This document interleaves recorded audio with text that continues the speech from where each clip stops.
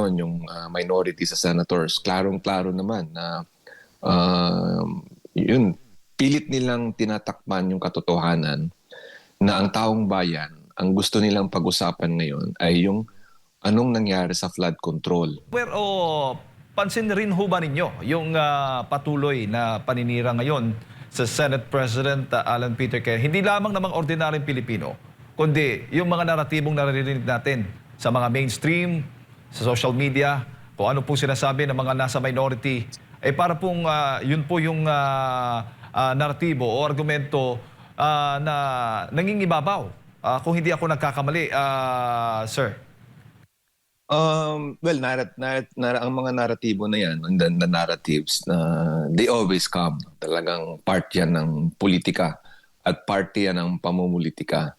Pero ang katotohanan, hindi yung narrative. No? Hindi yan siya simpleng narrative. No? Kasi ang narrative, it's like parang man-made. No?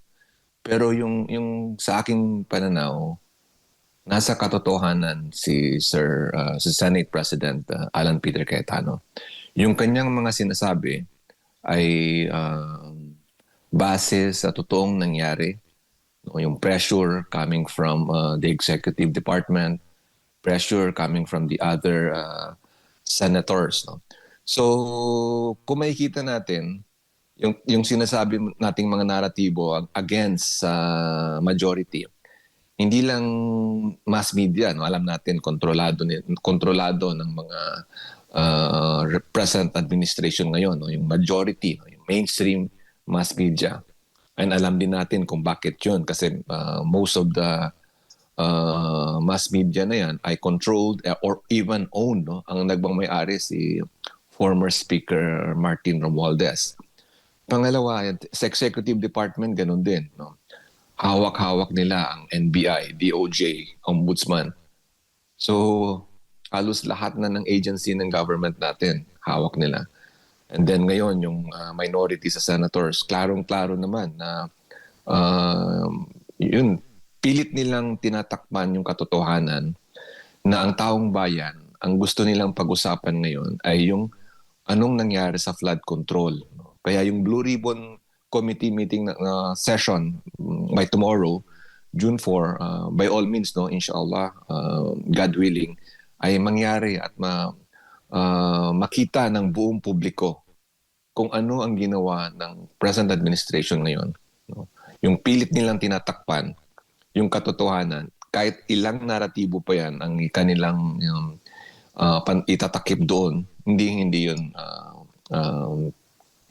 mapapalitan. Hiyang-hiya na raw yung mula sa minority senators, sir, dahil sa mga hindi pagsipot ng mga nasa majority sa mga sesyon. Sa katunayan, pangalawang pagkakataon na nga kahapon na hindi sumipot at hindi natin alam ang araw na ito kung matutuloy na ba ang sesyon o hindi. At may mga nagsasabi din na pinatayan sila ng aircon, lahat-lahat na lang ng mga negatibo against the Senate President, yung mga panukalang batas at saka yung mga pending pa ngayon na dapat nilang aprubahan ay na-delay na daw. Itong lahat, sir, nakikita ho ba ninyo na yung imahe, yung standard ng Senado ngayon ay bumaba dahil sa majority sa Senate President or dahil sa mga sinasabi o mga pahayag ng mga nasa minorya? Ganon din, ano.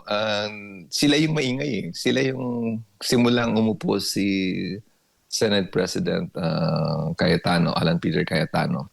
Lahat na ng mga katakot-takot na mga issues nilalabas nila. No?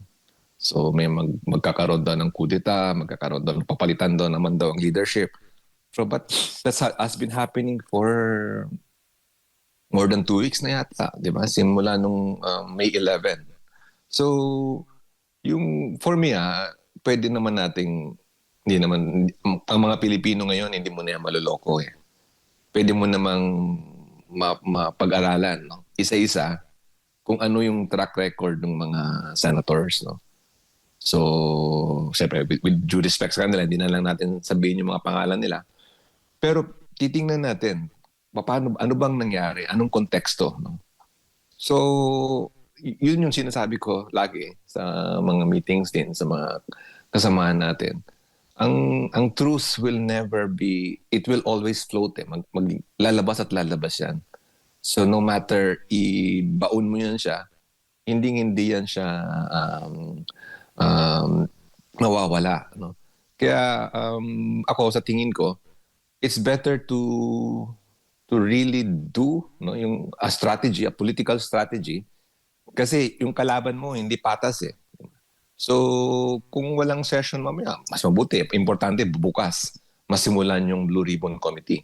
Importante makapagsalita yung mga Marines no, yung 18 Marines na merong klarong ebidensya, may mga sworn affidavits, yun ang kailangan malaman ng taong bayan. And hopefully, si former Congressman Saldico ay makapagsalita na rin. No? And then yung mga agencies ng government, no? Former Executive Secretary Bersamin, former Secretary of DBM, si Pangandaman. No? So, I think yan yung hinihintay ng taong bayan. No? Hindi yung drama ng minorya na alam naman natin na parang mga batang maliit eh. And yung mga naniniwala sa kanila, yan lang naman din yung sinasabi nila, ang DDS may pagkakulto daw. Eh mas grabe itong sa kabila, yung mga pink and mga ang LP. No? Yung one time, di ba, sinasabi nila na parang kina-curtail daw yung voice no or yung privilege or yung right ng isang senator magsalita. Eh mismo yung nagsabi ng ganun, ay may record na siya mismo yung nag-mute nung microphone nung isang senator. So ngayon parang ang nakikita ko yung cycle na pilit nilang ginagawa, no, yung parang nakasanayan na ng iba. Yun yung gusto nilang ibalik. Yun ang gusto nilang yung sistemang buluktot, no? Yun ang gusto nilang ibalik sa Senado. Pero yung senators natin, the majority, no? 11 ngayon, yung dalawa wala, Senator Bato and si Senator Estrada, ay sa tingin ko, they will be remembered no, in history. No? This will be, mapapag-uusapan ito ng ilang dekada, no? The next generation from us. Sila yung maghuhusga, sila yung magsasabi na nasa tama at nasa moral ground tayo ngayon. Opo. At pinaparesign nga itong si Senate President Alan Peter Cayetano ng minority. Sa tingin mo kung sakaling gustong palitan o tanggalin sa pagiging Senate President si Alan Peter Cayetano, may sapat bang bilang ang minority? Una, bakit siya magre-resign? No? After all these things na nangyari. So definitely, resignation is wala yan sa option. No? Hindi ko nakikita sa principle and sa standing ni Senate President Cayetano na magre-resign siya. No? He will fight this until the end. No? Pangalawa, yung numbers naman, 13 lang naman yan eh, di ba? Yung sinasabi nila. 13 yung kailangan. So, kung titingnan naman natin yung majority no, sa kanilang lahat, eh parang by 2027, filing na ng candidacy on October. Ilang months na lang ito. So, matatapos itong impeachment, iba na eh. Magiging iba na yung takbo ng panahon. No? So, kung nasa grupo ka ni Senate President Alan Peter Cayetano, bakit mo pasisirain yung pangalan mo? No? Eh mismo sila ay witness sa anong ginagawa ng present administration. Opo. At alin bang mas mabigat? Itong flood control anomaly o itong impeachment laban kay Vice President Sara Duterte? Definitely yung anomaly.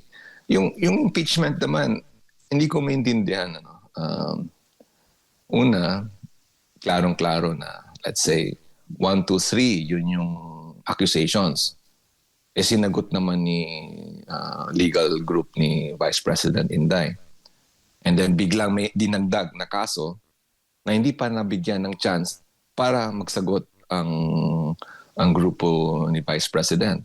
So doon pa lang may mga questions ka na sobra eh. Kumbaga parang ah, hindi naman tayo judges, no? We are not part of it. But common sense will tell us, no? Yung nakikita mo yung gaano nila minadali, gaano nila ginawa yung hearing, no? Laging nagsasalita si Congressman Sid Ungab, no? Na very yung interpolation, yung manner of giving the opposing side, no, na para questionin yung mga ebidensya, hindi naman nila binigyan ng tamang proseso. So doon pa lang nakikita mo na may mali sa sistema nila. So again, that's just a procedural process. Now in terms of substance, titingnan mo naman, saan ka makakita na the Supreme Court have already ruled, no? Ano yung mga impeachable offenses, no? Ay yung iba hindi pa nga Vice President si Ma'am Inday, sinali na nila doon, no? Yung sa mga SALN niya para mag-bloat, no? Para lumaki ang accounts sa bangko. Then pangatlo, makikita mo yung AMLA, no? Bago-bago lang yung AMLA doon. And even yung AMLA, may mga statements siya na hindi conclusive yung kanilang mga findings. So the impeachment as a political move, no? Political process, it goes with the numbers, no? So nagsasayang lang tayo ng oras kasi yung senators naman na nandyan, kahit anong pang gawin nila, the Constitution provides that it has to be 2/3. No? So kailangan ng 16 votes. The next question would be, kaya ba ng anti-VP Sara yung 16 votes? Klaro naman na hindi. So it's no longer about the impeachment. No? Because right from the start, may mga problema na siya. May problema sa proseso, may problema sa substance, and may problema sa numbers. So, bakit hindi natin pag-usapan yung anomaly? No? Yung anomaly nga, yung sinasabi nila na, I think it was Senator Marcoleta who said na yung anomaly, yung scandal sa flood control, pilit nilang tinatakpan, pero the nature will always remind us. No? Every time na nagkakaroon ng bagyo, every time na Mother Nature will remind every Filipino people na ninakawan tayo ng ating gobyerno mismo, nakikita natin sa mga kalsada, nakikita natin sa mga bahay, no, na nagsasuffer yung mga mahihirap. So, bakit hindi natin yun ang unahin natin? Because the anomaly of the flood control scandal and any other corruptions that this administration is responsible, it will again be a history, no, that people, the next generations will judge. No? Ang sa akin ngayon, ang level ng engagement ko ngayon is to really remind yung mga pink, no, and mga supporters ng LP na talagang wag na tayong magbulag-bulagan. No? Talagang wag na tayong, we do not have any luxury to debate on certain things na naghihirap na yung mga taong bayan.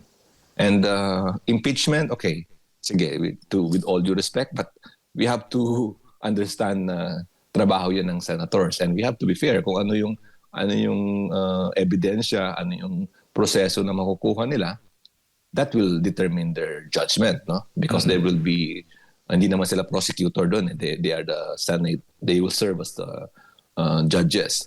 Now, yung anomaly in the next few days or by tomorrow and succeeding weeks before tayo magkaka-SONA, State of the Nation Address, kailangan ma-expose, kailangan mapag-aralan, at kailangan mapanagot natin yung mga taong responsible doon.